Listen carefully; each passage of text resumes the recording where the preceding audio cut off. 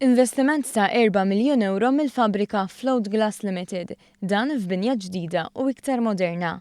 Il-fabrika li topera fil-manifattura tal-ħġieġ tinsab fiż-żona industrijali tal-Marsa. Dwar l-investiment tkellimna ma' direttur tal-fabrika Ivan Zamit.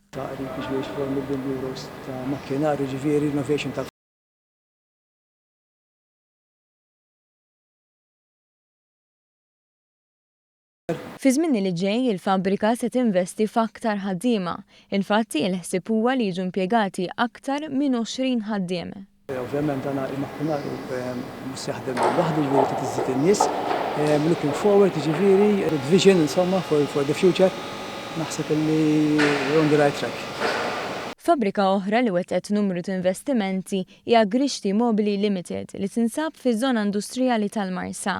Il-fabrika li topera fil-manifattura tal-Amara investit aktar minn 80,000 euro f'makkinarju ġdid. Wara dan l-investiment, il-ħsieb tad-direttur tal-fabrika Aldo Grixti huwa li ssir espansjoni tal-fabrika.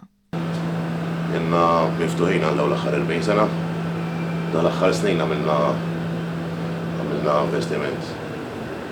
Il-fabrika makkinarju jħsibna nkomplu investu fix-xogħol. Qegħdin nagħmlu ħafna investiment f'taħriġ tan-nies ukoll. Iżda f'din l-aħħar sena l-ikbar investiment kien fil-ħaddiema. F'sena waħda din il-fabrika frankat aktar minn 20,000 euro mill-kontijiet tad-dawl, flus li marru fil-but tal-ħaddiema. Tad-dawlu l-ilma affettwawna tajjibu.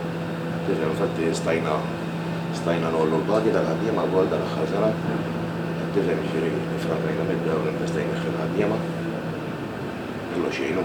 Fi żjara tiegħu il-Ministru għall-Investiment u l-Ekonomija Chris Cardona tenna l-impenn tal-Gvern.